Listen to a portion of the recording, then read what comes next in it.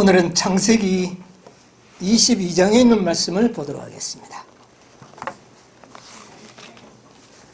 창세기 22장 1절부터 있는 말씀을 제가 읽도록 하겠습니다.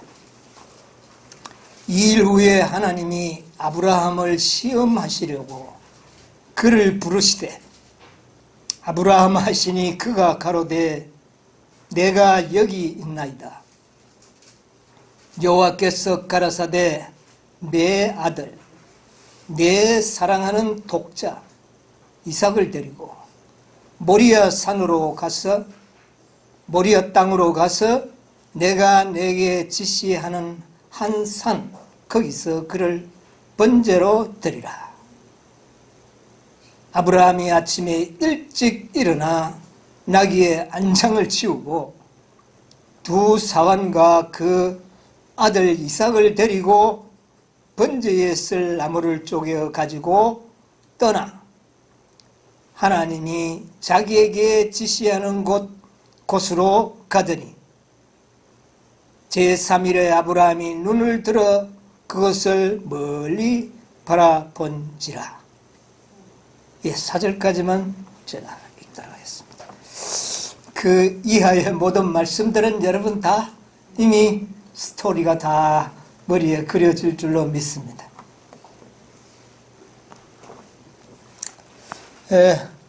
지금 이제 아브라함은 어떤 시험을 당하는 중입니까?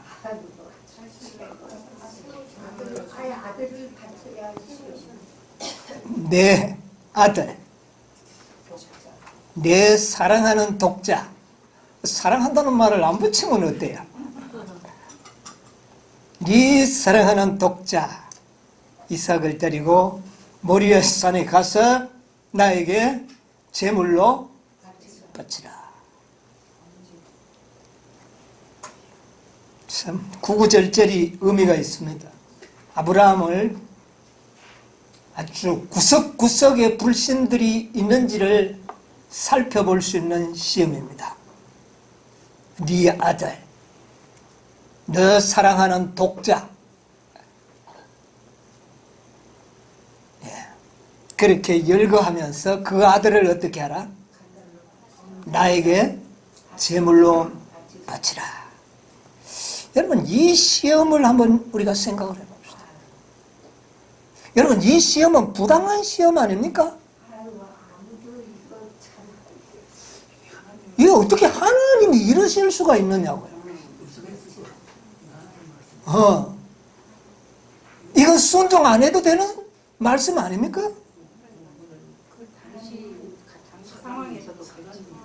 이야, 이건 내가 가만 생각을 해보니까 하나님답지 않게 아브라함에게 지금 너무나도 과도한 시험을 하는 겁니다. 옛날에 아들을 제단에 바치는 일은 있었습니다. 바벨탑을 쌓는 그 당시에 우상 숭배자들은 자기 자식을 우상에게 제물로 바쳤어요. 그런데 하나님은 그것을 정죄하셨습니다. 결코 이런 일을 하지 말라. 그렇게 누누이 아브라함에게 말씀하시고 그런 집단으로부터 떠나서 그를 어디로 불러냅니까? 가나안 땅으로 인도하신 그 하나님께서 이제 와서는 네 아들을 죽여서 나에게 어떻게 해요? 번제로 드리라. 이거는 말이 안 맞지 않습니까? 과거에 하나님이 하셨던 말씀과 지금 하나님의 말씀이 이거 맞지가 않는 겁니다. 이건 모순되는 거 아닙니까? 이건 정말 이거는 순종 안 해도 되는 말씀이에요. 내가 봤을 때. 왜? 자기 자식을 신에게 바치는 일을 금하셨던 그분이 왜 자신에게는 바치라고 그럽니까? 참 놀라운 일입니다. 여러분, 이 시험은 사단이 주는 시험이 아니죠. 누가 주는 시험입니까? 하나님이 주시는 시험입니다. 그런데 성경에는 뭐라 그랬어요? 하나님은 시험을 받지도 않으시고 또 시험을 하시지도 않는 분이라 그랬어요. 그런데 여기 보니까 이거는 사단이 시험 준 게 아니에요. 누가 시험 준 겁니까? 하나님이 주신 시험이에요. 아브라함은 사단으로부터 시험을 받은 것이 아니라 하나님께 직접 시험을 받았어요. 이거 도대체 어떤 연유에서 이렇게 하셨습니까?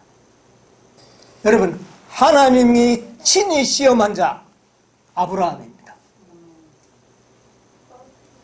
아담이 선악과를 따먹을 때 하나님이 시험하셨습니까?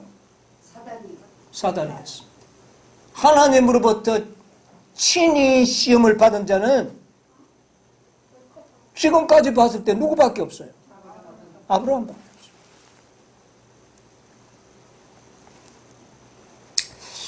제가 이걸 말씀을 연구하면서 아무리 봐도 이거는 순종 안 해도 될 것 같아요. 아무리 봐도 이건 순종 안 해도 될 말씀이라. 과거에 이렇게 말씀. 그리고 하나님의 엄연한 계명 가운데는 뭐하지 말지니라. 살인하지 말지니라. 여러 가지 정황으로 봤을 때 이 말씀은 순종 안 해도 하나님께서 왜 네 말 순종 안 했느냐고 정죄하지 못할 말씀이라고 느껴집니다. 당당하게 대답할 수 있지 않습니까? 왜 순종 안 했느냐? 하나님이 살인하지 말라 그랬었고 신에게 자식을 제물로 바치는 일을 금하셨는데 어떻게 나에게는 이런 일을 시킬 수가 있겠습니까? 이렇게 당당하게 대답할 수가 있습니다. 그런데 아브라함은 어떻게 했습니까? 자신의 아들을 하나님께 제물로 바치는 겁니다. 참 놀라운 역사가 일어나는데 이렇게 하신 하나님의 목적이 뭐냐 그 말입니다. 왜 하나님께서는 아브라함에게 이런 요구를 하셨느냐 그 말입니다. 여러분 이거 모르고 지나가면 아브라함의 희생이 가치가 없는 겁니다. 아이고 그 믿음이 좋아서 뭐 그렇게밖에 이해할 수 없어요. 물론 믿음이 좋아서 그렇게 한 건 사실입니다. 그러나 그냥 믿음이 좋아가 된 게 아닙니다. 여러분 우리 창세기 22장 12절에 뭐라 그랬어요? 하나님께서요. 사자가 가라사대 그 아이에게 내 손을 대지 말라. 아무 일도 그에게 하지 말라. 내가 내 아들을 내 독자라도 내게 아끼지 아니하였으니 내가 이제야 내가 하나님을 경외하는 줄을 아노라. 내가 이제야 네가 나를 경외하는 줄 알겠다. 그럼 하나님께서는 예지하신 분이 아니잖아요. 하나님은 우리 인생들의 마음을 아시는 분입니다. 우리의 마음을 아시는 분은 누구밖에 없습니까? 하나님밖에 없습니다. 사단도 우리의 마음을 모릅니다. 사단은 우리 마음을 몰라요. 하나님만이 우리의 마음을 아시는. 그러면 왜 이제서 네가 나를 경외하는 줄 알겠노라. 이거 도대체가 이것도 말이 안 맞는 이야기예요. 여러분 우리 이 말씀을 오늘 우리가 깊이 좀 생각을 해보려고 합니다. 하나님에게 친히 시험을 받는 자가 되시기 바랍니다. 하나님께서 친히 시험하시다. 사단이 시험을 받는 것은 별로 좋은 거 아니에요. 그것도 물론 하나님께서 허락하셔서 우리를 유익을 위하여 허락하시지만 하나님이 직접 시험하는 이것은 대단한 겁니다. 대단한 축복을 받은 자예요. 참 아브라함은 대단한 축복을 받은 자인데 하나님이 친히 시험을 하셨어요. 그런데 역사상으로 앞으로 현재 과거를 통틀어서 아브라함처럼 하나님으로부터 직접 시험을 받는 자가 있습니다. 그런 자는 참 하나님께서 그런 자들을 두고 이제서 너는 나를 경외하는 줄 아노라 라고 온 우주에 선포하게 될 겁니다. 이 말의 의미가 뭔가 우리 한번 오늘 생각을 해보십시다. 예언의 가운데 보면 이런 말씀이 있어요. 아브라함이 아들을 어떻게 하려고 그랬어요? 찌르는 순간에 천사가 손을 멈추도록 했죠. 그러면서 이제야 네가 나를 경외하는 줄을 알겠노라, 이렇게 말씀하십니다. 이것은 부조와 선지자 154페이지에서 155페이지에 있는 말씀인데 한번 보도록 하겠습니다.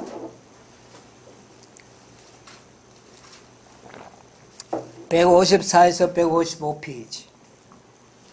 아브라함에게 요구된 희생은 그 자신의 유익이나 후대의 이익만을 위한 것이 아니라, 지금 아브라함이 당하는 이 시험은요, 자신과 후대, 우리들만을 위한 유익이 아니라 하늘과 다른 세계들의 무제한 지적 존재들을 교훈하기 위한 것이었다.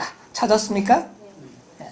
자, 한번 읽어보세요. 그러면 그리스도와 사단 사이의 싸움터, 곧 구속의 경륜이 실현되는 장소는 우주의 교과서이다. 네, 이 지구는 곧 우주의 교과서가 되도록 한다. 그 교과서의 주인공이 지금 누굽니까? 지금 아브라함을 통하여 우주 거민들에게 하나님의 구속의 경륜을 깨닫게 하고 하나님의 품성과 하나님의 사랑을 지금 깨닫게 하기 위하여 그 주인공으로 지금 아브라함이 등장을 하는 겁니다. 여러분 잘 기억하면서 보세요. 읽었어요. 아브라함이 하나님의 약속에 대한 믿음의 부족을 나타냈기 때문에 사탄은 하나님과 천사들 앞에 그가 언약의 조건을 따르지 못하였다고 비난하고, 그래서 하나님의 복을 받을 자격이 없다고 그를 고소하였다.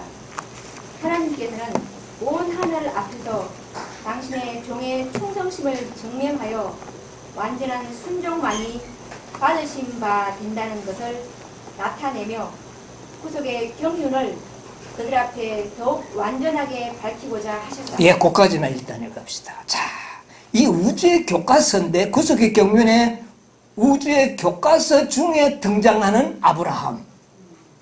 그런데 이 아브라함은 그 하나님의 품성과 구속의 경륜과 사랑을 증거하기 위하여 아브라함이 선택을 받은 겁니다. 그런데 여기 보니까 아브라함은 약속에 대한 믿음에, 그런데 아브라함이 이 시험을 받아야 했던 이유가 있어요. 뭐 때문에 받았다고요? 그에게 뭐가 있었다고? 믿음의 부족이 나타났기 때문에 사단은 하나님과 천사들 앞에 이 아브라함이 그렇게 축복을 받을 자격이 없다는 겁니다. 아브라함이 어떤 믿음의 부족이 나타났습니까? 예, 가장 큰 것은 하나님의 말씀을, 언약을 불신하고 첩을 얻어서 아들을 낳은 일. 이게 가장 큰 문제였고, 두 번째는 자기 아내를 정직하게 동생이라고 말하지 못한, 동생이면서 아내라는 것을 말을 해야 할 필요가 있었는데 하지 않고 가장, 동생도 맞기는 맞아요. 그러나 뭐가 더 진실입니까? 아내가 더 진실이죠. 여러분, 우리가 이런 경우 더 진실은 숨기고 알려줘도 될 것을 살짝 이야기해가서 위기를 모면하려고 하는 이런 연약성이 우리에게 있는데, 아브라함도 그랬습니다. 분명히 동생이에요. 이복 동생. 그러나 더 가까이는 아내였습니다. 그런데 이것을 연약함으로 속였습니다. 그러므로 사단은 아브라함이 이런 축복을 받는 것은 부당합니다. 예, 그렇기 때문에 하나님께서는 이 아브라함의 충성과 믿음을 증명을 나타내 보여야 합니다. 자, 사람의 마음을 누구는 압니까? 하나님은 아시죠? 아브라함의 믿음이 어떻다는 것을 하나님은 아실까요? 모르실까요? 시험하기 전에 말입니다. 알죠. 알다 마다죠. 알죠? 그러나 모르는 것처럼 아브라함을 시험합니다. 누구 때문에? 사단 때문에. 사단의 비난을 잠재우기 위해서는 아브라함은 자기의 믿음과 충성심을 어떻게 해요? 시험을 해서 증명을 해야 하나님께서 아브라함에게 축복을 주실 때 사단은 유구무원이 되는 겁니다. 이것이 구속의 경륜입니다, 여러분. 사단의 말 때문에 우주도 오십니다. 네, 지금 하늘의 우주 거민들도 긴가민가한 겁니다. 하나님을 불신하지는 않지만 구속의 경륜에 선명한 하나님의 뜻을 이해하는 일은 부족했던 겁니다. 자, 이 모든 과정을 누구를 통해서? 아브라함을 통해서 하는 겁니다. 아브라함을 통해서. 그래서 하나님께서는 완전한 순종, 완전만을 하나님께서 어떻게 해요? 자, 불완전한 상태로 구원을 다 줘버리면 구원은 줄 수가 있는데 뭐는 끝임이 없어요. 사단의 참소는 끝났. 아이고, 그래가 그들 구원 주면 나도 구원 줘야지. 하나님, 나도 구원 주십시오. 나도 이제 하나님 믿겠습니다. 여러분, 이런 사단의 항의가 있을까요, 없을까요? 있는 겁니다. 예? 그래서 하나님께서는 이 아브라함을 이런 특권을 받는 것은 그의 순종이 얼마나 완전하며 그의 믿음이 얼마나 완전한지를 어떻게 해요? 증명을 하기 위해서 아들을 죽이도록 하는 어떻게 해요? 시험을 허락하죠. 그러나 끔찍한 일이었습니다. 끔찍한 일이었습니다. 여러분, 하나님 앞에 시험받는 자가 있어요. 아브라함의 조상에서 태어나는 믿음의 열매들. 누굽니까? 14만 4천인들은 하나님께로부터 직접 시험을 받습니다. 여러분 이제 이해하시겠습니까? 어떤 시험을 받느냐 하면 많은 사람들이 구원을 받고 많은 사람이 완전하게 되고 다 이렇게 할 때 사단은 그럽니다. 하나님 늘 도와줬잖아요. 성령이 늘 도와주셨잖아요. 늘 예수님이 중보해줬잖아요. 그래가지고 누가 못합니까? 그러니 하나님께서 이들의 충성심을 어떻게 해요? 나타나서 증명을 하도록 하기 위하여 14만 4천인들에게는 성령의 떠나는 일과 그리스도의 중보가 없이 사단의 시험을 통과하도록 하는 끔찍한 시험이 필요했던 겁니다. 그러나 여러분, 하나님께로 시험받는 일은 끔찍한 일입니다. 아브라함에게 하나님의 받는 그 시험은 끔찍한 일이었지요. 아브라함에게는 그 아들을 죽이는 그 참혹한 시험.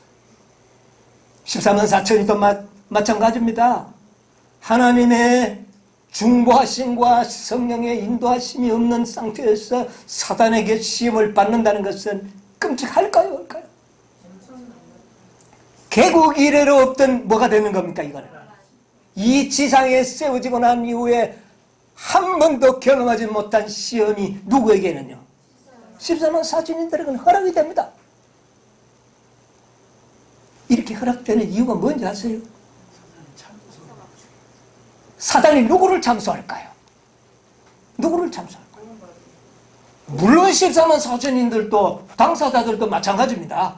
당사자들도 충성심이 증명되지 못하면 14만 4천인들도 완전하게 살아도 어떻게 돼요? 참소를 받는 겁니다. 뭐가 없으면? 증거가 없으면. 본인도 중요하지만 그러나 더 중요한 것은 헤일 수 없는 우리들. 단번에 그냥 우편강도처럼 주여 당신의 임하는 나라가 임하는 때에 나를 기억하소서 하는 단 한 번의 고백과 회개로 그는 어디로 가버립니까? 하늘 가버립니다. 사단이 가만히 있겠습니까? 이거는 부당합니다. 이런 자들을 하늘에 데려가려면 나도 하늘에 데려가야죠. 이런 참소를 피할 길이 없습니다. 그래서 이런 참소를 잠재우기 위하여 14만 4천이는 택함을 받은 자입니다. 아브라함이 택함을 받은 자였던 것처럼 14만 4천인들도 모든 구원받은 자들의 그 구원이 참으로 합리적이며 참으로 조금도 어떤 그 문제가 없는 합법적으로 구원받기에 넉넉하다는 사실을 증명하기 위해서 14만 4천인들은 하나님이 주시는 시험을 통과해야 되는데 하나님이 주시는 시험이야말로 끔찍한 시험입니다. 아브라함의 시험과 버금가는 시험입니다. 여러분, 아담의 시험은 아무것도 아닙니다. 누구 시험에 비하면요? 아브라함의 시험에 비하면 그건 아무것도. 그래서 14만 4천년도 앞으로 하나님이 주시는 허락하시는 시험, 이것은 개국 이루 없던 그런 시험이 될 겁니다. 자, 여러분, 이게 왜 그렇게 되는지 아십니까? 여러분, 우리가 다 무엇으로 구원을 받습니까? 믿음으로 말미암아 의롭다 함을 얻어서 의를 얻어서 구원받는 겁니다. 행위가 필요합니까, 우리의? 여러분, 믿음으로 말미암는 의를 속속들이 깨우쳐야 합니다. 여러분, 우리의 행위는 구원 얻는 일에 전혀, 구원 얻는 일에 전혀 관계도 없고 소용없습니다. 그럼 행위는 뭐냐? 또 이렇게 나오죠. 우리 인간은 그래요. 그렇지만 분명합니다. 우리의 행위는 구원 얻는 일에 절대로 어떤 공로가 되지 못합니다. 전적으로 무엇으로요? 믿음으로 얻는 겁니다. 여러분, 예언의 하나 읽어드릴게요. 이것은 원고 22일 1891년에 하신 말씀인데 잘 들어보세요. 회개하는 죄인이 하나님 앞에 통회하고 그를 위한 하나님의 속죄를 깨닫고 이 속죄를 그리스도께 나를 위하여 행하신 그 속죄를 그 말입니다. 현세와 滅세의 유일한 소망으로 받아들이며 무슨 소망으로? 유일한 소망. 이것이 나를 구원할 수 있는 유일의 소망. 다른 뭐가 있다 없다? 없어요. 이것밖에 없다는 유일의 소망. 받아들이면 그의 죄는 용서를 받는다. 이렇게 믿으면 뭐를 받는다? 용서를 받는다. 이것이 믿음으로 말미암는 의다. 왜 우리가 어렵게 됩니까? 여러분이 변화되어가 어렵습니까? 그러면 왜요? 왜 어렵습니까, 우리가? 왜 어렵습니까? 왜 믿는데 왜 어렵습니까, 그러면? 믿는데 왜 어렵습니까? 그러면 이거 하나님 반칙 아닙니까? 그렇게 이해하면 안 된다고 말입니다. 반칙이 아닙니다. 어떻게 함으로? 우리의 죄를 용서하심으로 우리가 어려운 겁니다. 여러분, 우리의 죄가 다 용서받아보면 죄가 있나요, 없나요? 하나도 없는 겁니다. 여러분, 하나님이 우리가 예수 그리스도를 구속으로 구세주로 받아들일 때 우리의 죄를 말끔히 어떻게 해요? 용서합니다. 그러면 죄가 있나요? 죄가 하나도 없으면 완전합니까? 그래서 구원받는 겁니다. 그러면 왜 우리를 용서해 주실 수 있습니까? 왜 우리를 용서해 주실 수 있어요? 죄가 없어서 용서해 줍니까? 아니죠.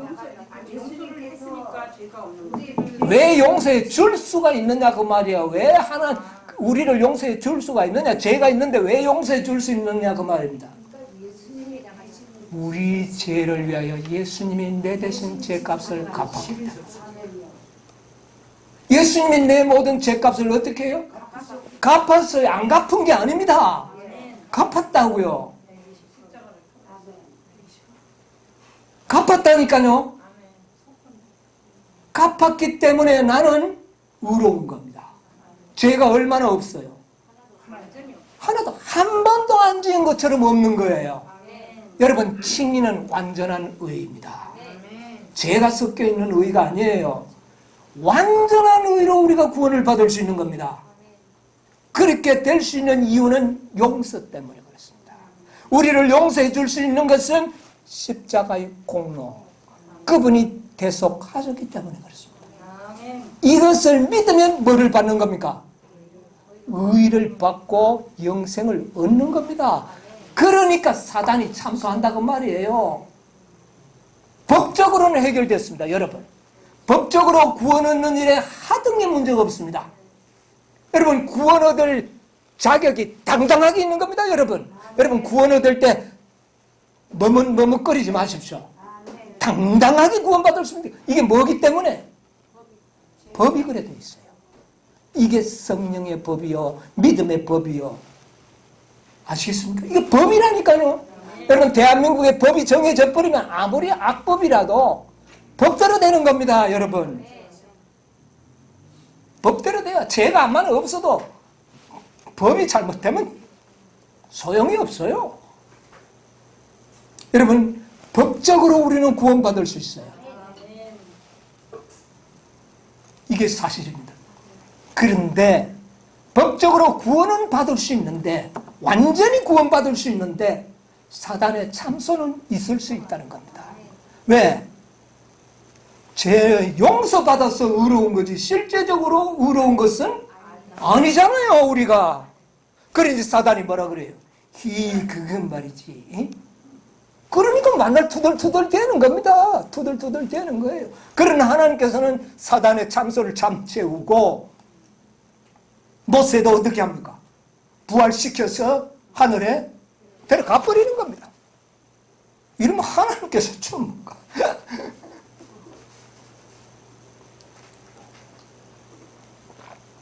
뭔가 부당한 거 안 같습니까? 의롭지도 않은 걸 의롭다가 데려가 버리니까. 그러나 구속의 경륜을 잘 하세요. 의롭다함을 받는 자는 성화케 하십니다. 누가 성화케 하십니까? 태어나신 어머니가 그 아기를 키웁니까? 안 키웁니까? 성인이 될 때까지 키웁니까? 안 키웁니까? 하물며 하나님께서 의롭다 하신 일을 어떻게 해요? 키울까요? 안 키울까요? 그건 누가 하는 일입니까? 아기가 크려고 막 밥 먹고 막 이래 해서 크는 겁니까? 누가 키워요? 누가 우리를 의롭게 합니까? 다 누가 하실 일이에요? 예수님이 하실 일이요, 성령이 하실 일이죠. 그러므로 우리는 의롭다 하심을 얻게만 되면 그 다음에 누가 다 하시는 일이에요? 그분이 하시는 일이에요. 여러분, 이것이 믿음으로 말미암는 의입니다. 그런데 어떤 사람들은 그렇게 할 시간이 없이 이 육신의 생명이 어떻게 해요?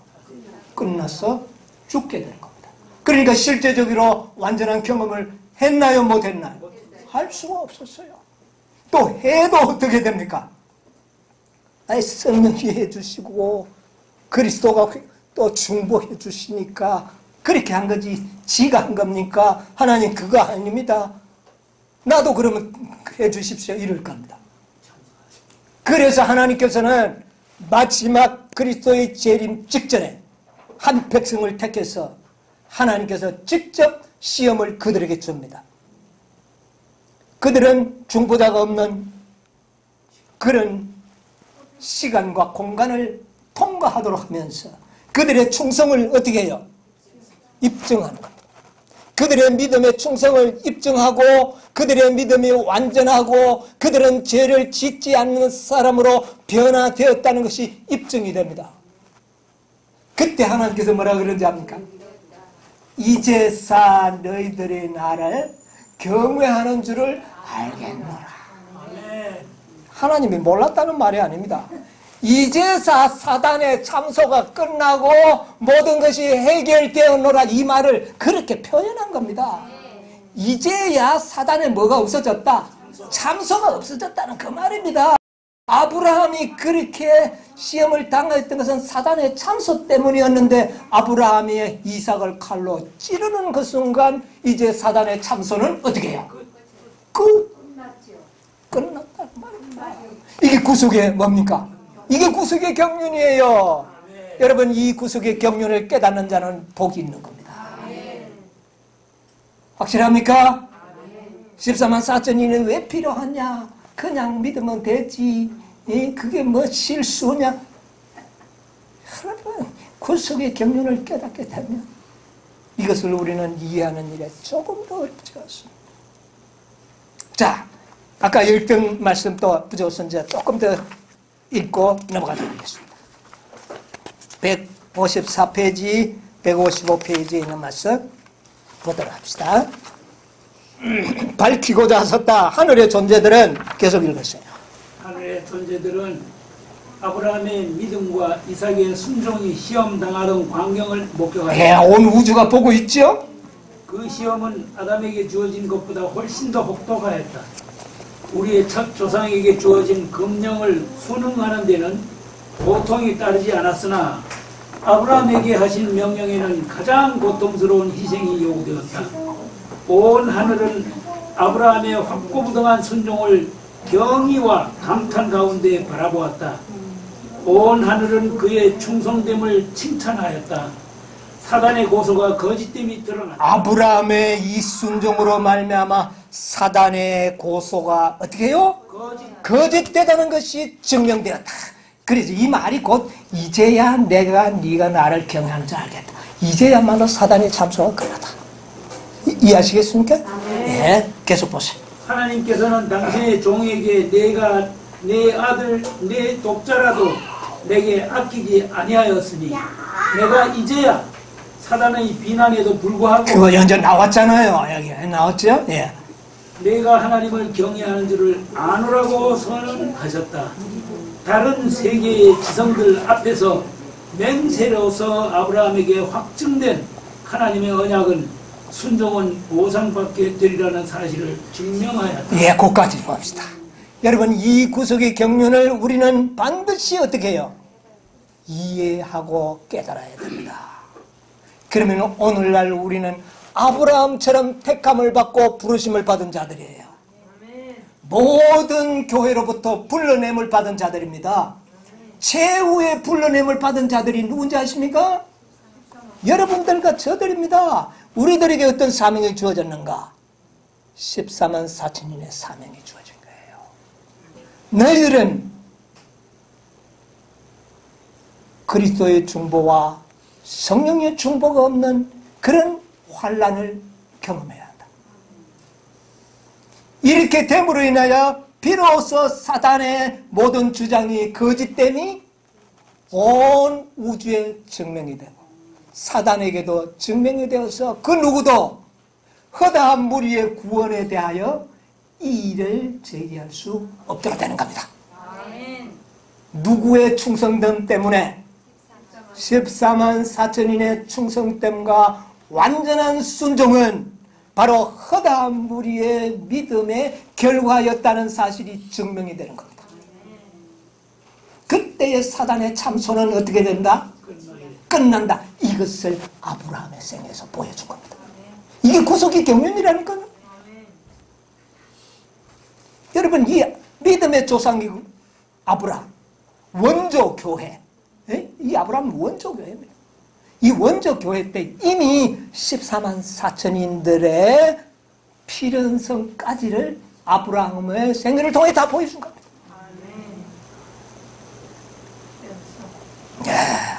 자, 그 밑에 천사들까지다. 천사들까지라도 구속의 오묘, 곧 하나님의 아들이신 하늘의 사령관께서 범죄한 사람을 위하여 죽으셔야 한다는 사실을 이해하기란 어려운 일이었다. 아브라함에게 그의 아들을 제물로 드리라는 명령이 내렸을 때 온 하늘 존재들이 관심이 집중되었다. 그들은 열렬한 관심을 가지고 이 명령이 성취되는 매 단계를 주시하였다. 번제할 어린 양은 어디 있나이까라는 이삭의 물음에 아브라함이 하나님이 자기를 위하여 친히 준비하시리라고 대답하였을 때 아버지가 그의 아들을 막 죽이려는 찰나 그의 손이 멈추어지고 하나님께서 준비하신 어린 양이 이삭 대신에 드려졌을 때 바로 그때 구속의 신비 위에 빛이 비쳤으며 구속의 신비의 빛이 깨달아졌다 그 말입니다. 천사들도 사람의 구원을 위하여 하나님께서 마련하신 놀라운 준비를 보다 분명하게 이해하였다. 그들이 깨닫기는 알고는 있었지만 분명하게 이 기회를 통하여 그들은 깨닫게 됐다.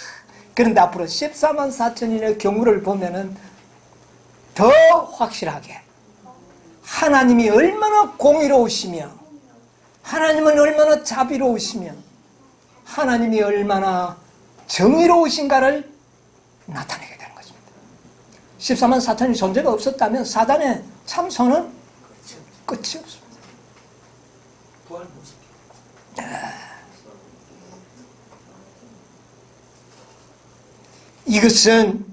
이것은 청년 지도자 1900년 3월 1일자에 보면 이 아브라함의 이 경험은 구속의 경륜을 깊이 깨닫도록 하기 위하여 주어진 시험이다. 구속의 경륜. 여러분 14만 4천은 구속의 경륜에서 반드시 요구되는 하나님의 택한 종들입니다.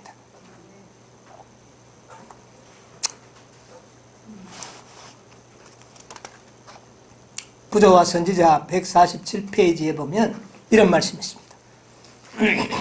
147페이지 하나님께서 충성된 자들의 조상이 되도록 아브라함을 부르셨으므로 그의 생애는 후대 사람에게 신앙의 모본이 되어야 하였다.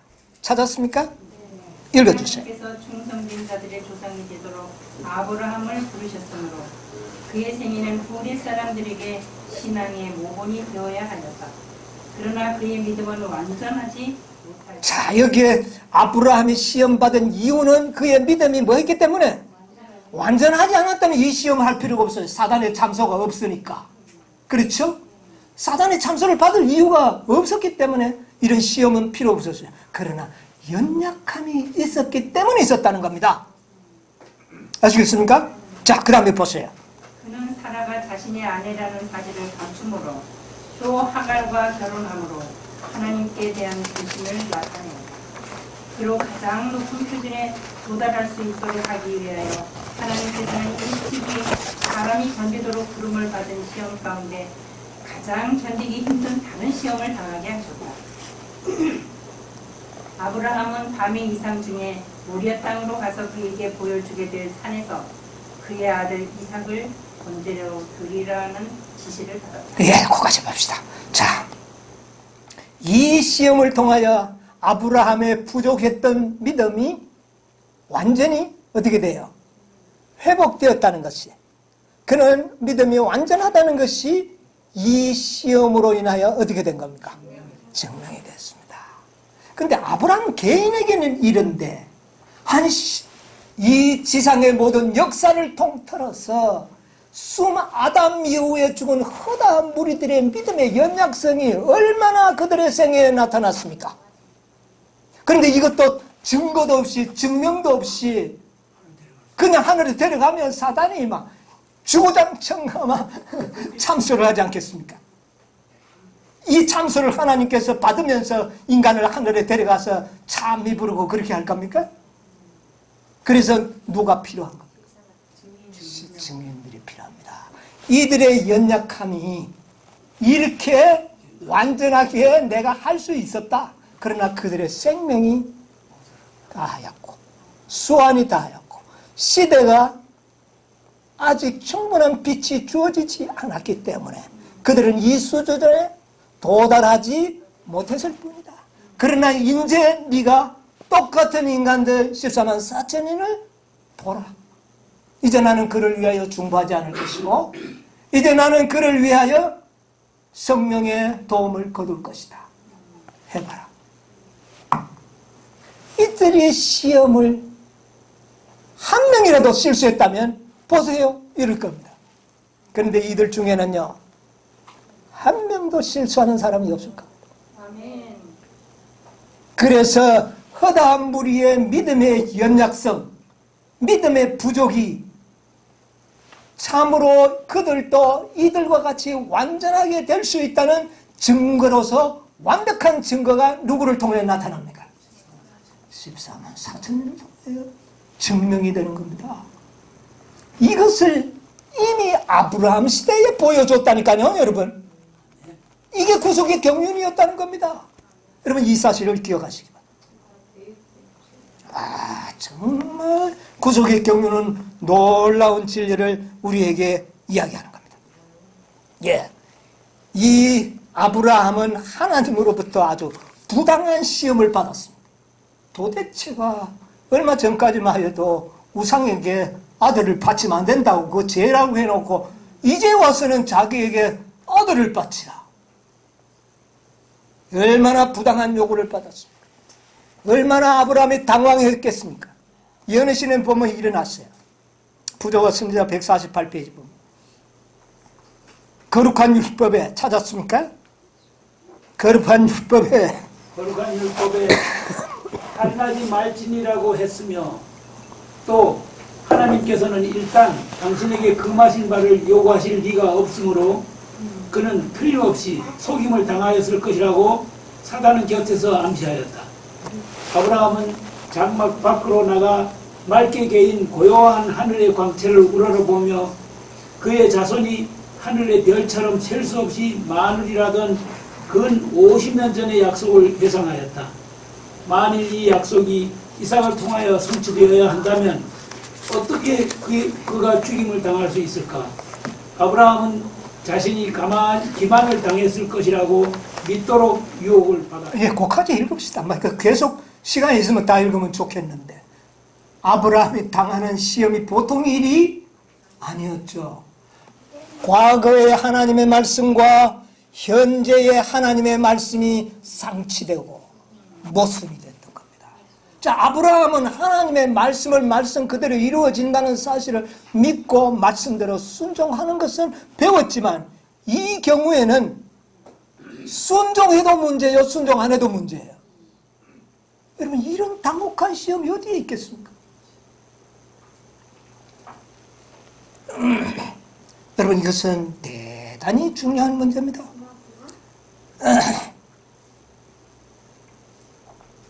이 허다한 무리들의 그 구원과 이들의 믿음의 연약성을 증명하기 위하여 14만 4천인들이 앞으로 이렇게 당혹스러운 시험을 받게 될 겁니다. 그래서 레위인들은 이스라엘 백성들을 속죄하게 하려고 그들을 택하였노라는 민수기서의 말이 응해지는 겁니다. 이건 놀라운 이야기예요. 구속의 경륜은 그렇게 돼 있다고 말입니다. 자, 살인하지 말라. 이거는 과거의 기별입니다. 그렇죠? 과거에 하나님께서는, 그럼 이 과거의 기별이 폐한 겁니까? 아니에요. 근데 지금은 네 아들을 죽여서 제물로 바치라. 이건 현대 기별입니다. 과거의 기별과 현대 기별이 막 부딪히는 거예요. 여러분, 이삭의 자손이라야 네 자손이라 하리라.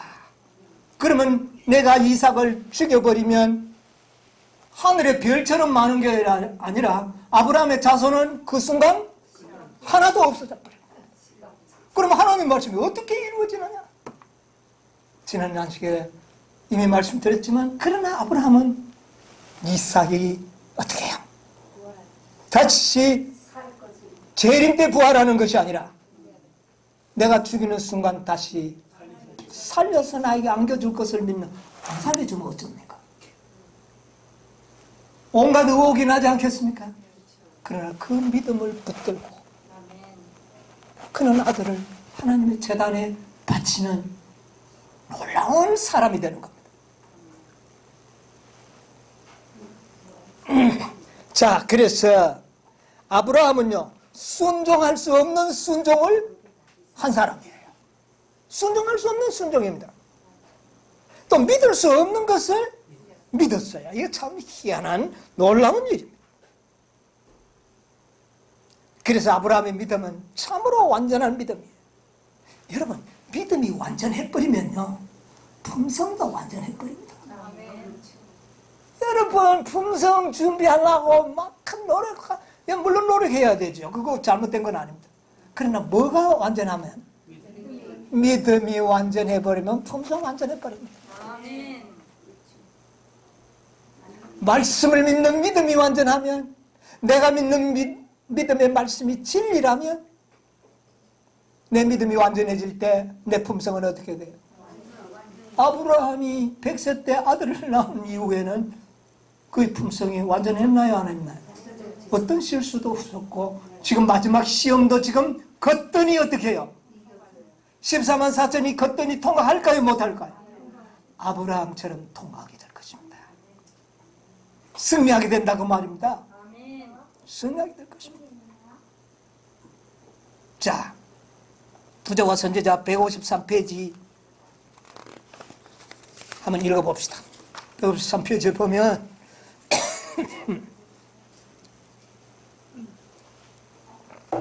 아브라함의 위대한 믿음의 행위는 불기둥처럼 서서 찾았습니까? 아브라함의 위대한 믿음의 행위는 불기둥처럼 서서 모든 후대의 하나님의 종들의 진로를 비추고 있다. 예, 아브라함의 믿음은 뭐처럼 서서? 불기둥. 여러분, 이 불기둥을 볼 수 있는 영안을 가진 자는 복이 있습니다. 예, 계속 보세요. 아브라함은 하나님의 뜻을 실행하기를 기피하려고 하지 않았다.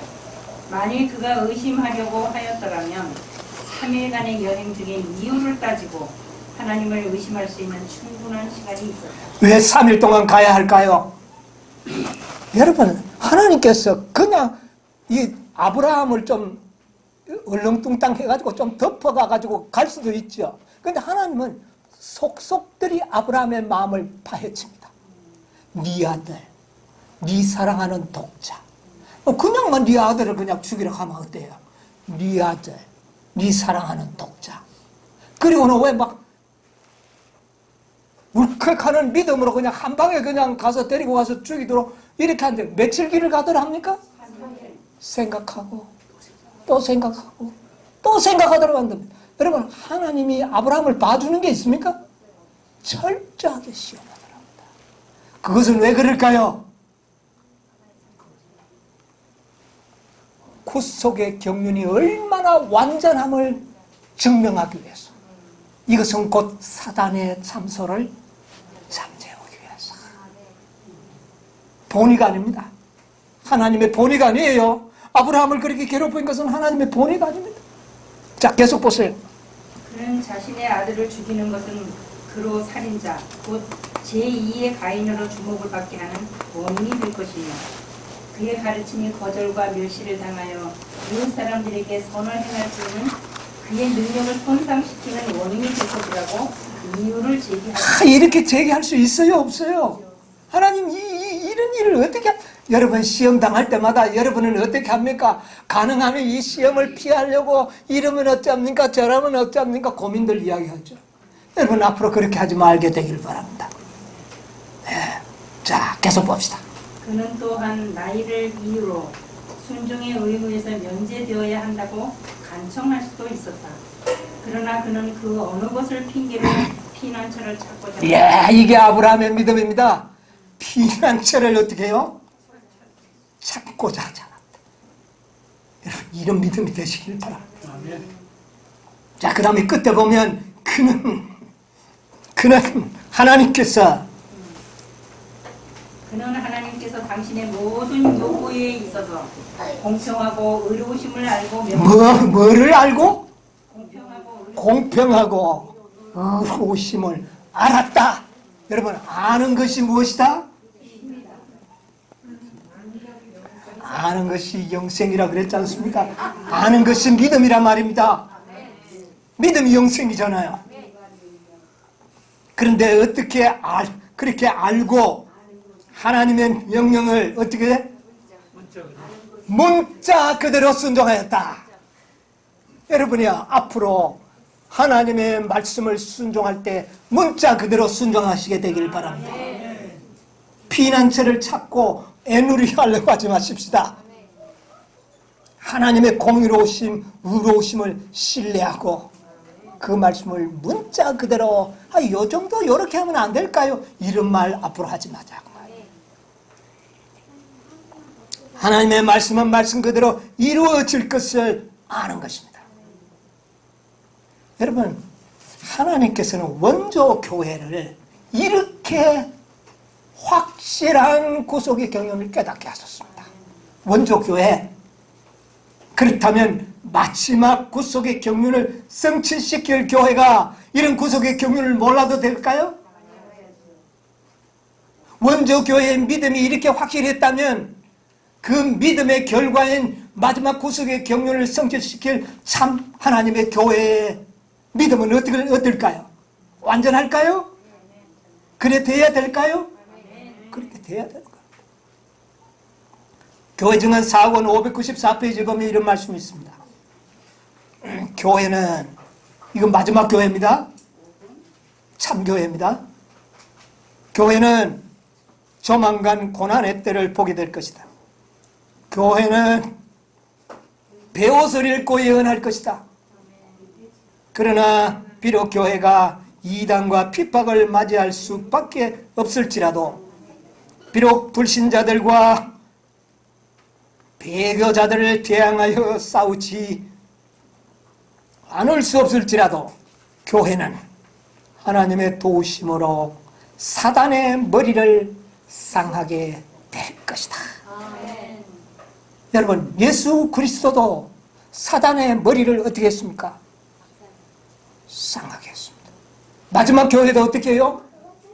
사단의 머리를 상하게 하는 것입니다. 사단의 참소가 할 수 없도록 14만 4천인들이 만들어 볼 것입니다. 그때 사단의 머리는 완전히 또 어떻게 돼요? 그리스도에 의하여 박살난 그 머리는 다시 한번 박살날 것입니다. 그러므로 더 이상 사단은 머리를 들 수가 없게 될 것입니다. 그때여 온 헤일 수 없는 무리와 14만 4천인들은 완전한 의를 얻고 하나님의 영광을 찬송하게 될 것입니다. 아멘. 이게 구속의 경륜입니다.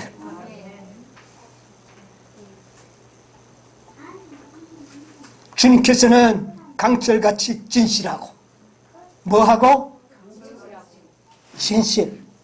진실. 뭐가 전혀 없다는 겁니까? 거짓이 없는 백성. 화강암같이 단단한 믿음을 가진 한 백성을 가지고 있다. 여러분, 이런 백성 되어야 되지 않겠습니까? 그들은 세상에서 그분의 준비의 날에 특별하고 영광스러운 사업을 이루기 위한 그분의 기구가 되어야 한다. 도구가 되어야 한다. 14만 4천인들은 구속의 경륜을 이루는 도구들이 될 것입니다. 믿음으로 말미암는 의를 잘 배우시게 되기를 바랍니다. 믿음의 도를 터득하셔야 된다. 우리가 용서받음으로 의롭게 되어서 구원받을 수 있지만 누구만큼은요? 누구만큼은? 14만 4천만큼. 다른 모든 허다한 무리들은 믿음 자체로 구원받을 수 있습니다. 우리의 행위 하나도 필요 없습니다. 믿음으로 구원받을 수 있습니다. 그러나 누구만큼은? 14만 4천인만큼은 실제적으로 완전하게 되어야 됩니다. 이것이 구속의 경륜입니다. 하나님, 왜 우편강도는 저렇게 쉽게 구원받는데 나는 왜 이렇게 힘들게 말이지, 이렇게 내가 일을 법령 죽을 뻔 살 뻔 내가 고생을 해야 되고 이 중보자 없는 경험을 해야 되고 내가 왜 이렇게 구원받아야 됩니까? 여러분, 오늘날 많은 사람들이 이렇게 항의하지 않습니까? 이렇게 항의하는 겁니다. 아브라함처럼, 아브라함 왜 날 말이죠, 전에는 이래 말씀했는데 이제는 왜 이래 말씀합니까? 이제 나는 나이도 많습니다. 얼마든지 항의할 수 있었지만 그는 하나님의 공의로우심을 알고 믿었다고 그랬어요.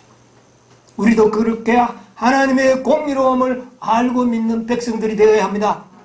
그래야 우리를 통하여 사단의 머리를 부수고 영원한 구원의 놀라운 하나님의 구원의 경륜을 성취시키는 것입니다.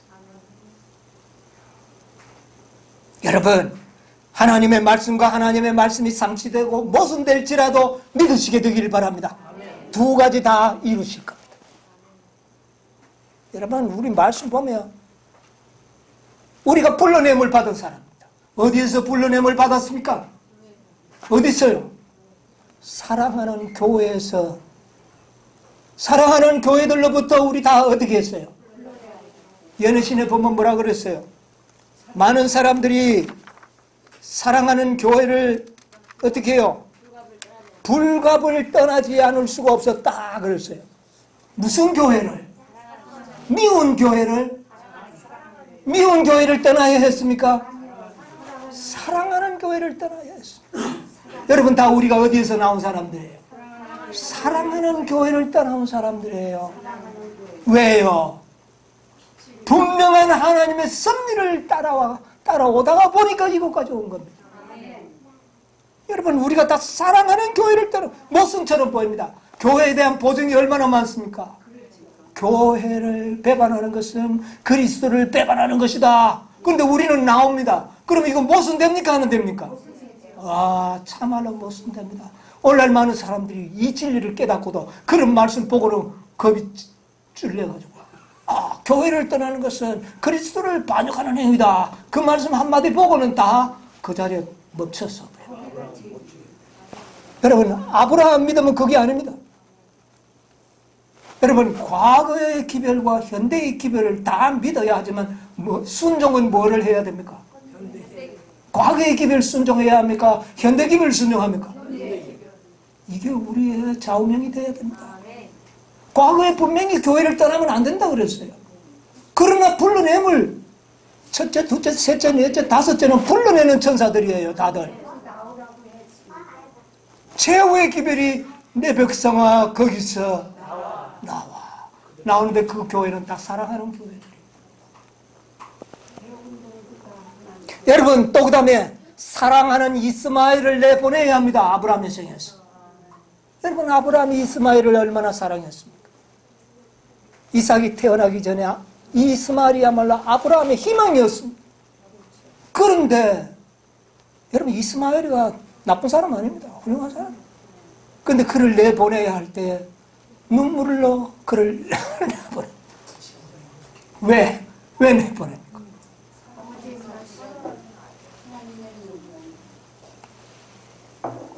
이유가 뭡니까? 행위거든요. 믿음이 아닙니다. 이스마엘은 행위예요. 행위가 섞였어요. 믿음의 행위가 섞인 겁니다. 진리와 오류는 함께 하지 못합니다. 여러분, 사랑하는 교회에 진리도 있지만 뭐도 섞여 있습니까? 인간의 행위들이 다 들어있습니다. 오류들이 있다는 겁니다. 그러므로 어떻게 해야 될까요? 그들은 떠나야 되는 겁니다. 이것이 다섯째 천사가 당신의 백성을 불러내는 이유입니다. 사랑하는 교회를 떠나야 할 이유입니다.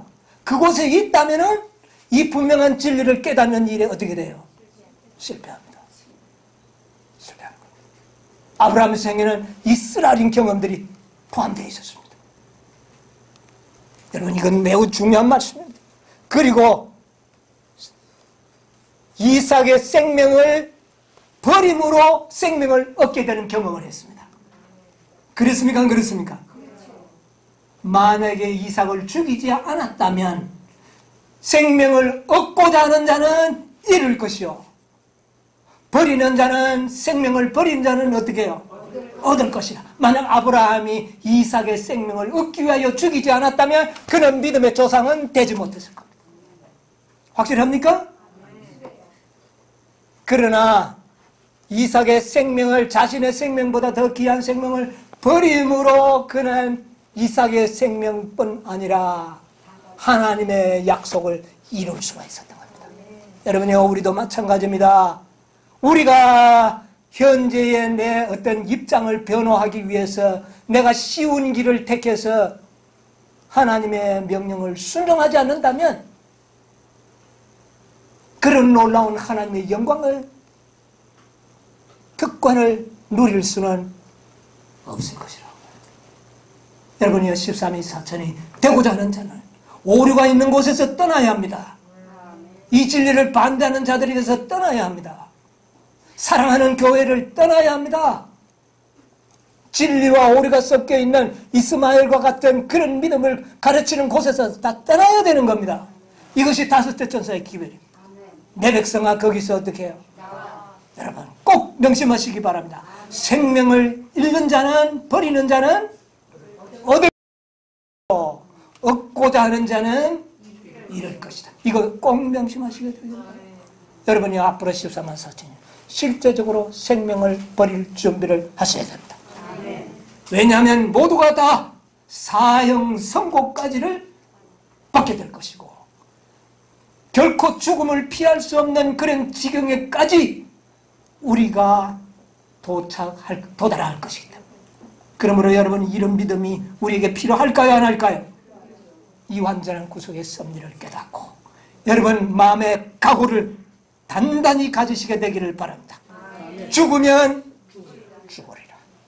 이 믿음으로 구속의 경륜을 이루어서 주님께서 이제야 참으로 사단의 모든 비난을 끝내고 너희들이 나를 경외하는 줄을 온 우주가 어떻게 해요? 알게 될 것이다. 이런 선고가 내리게 되기를 간절히 바라면서 말씀을 마치겠습니다.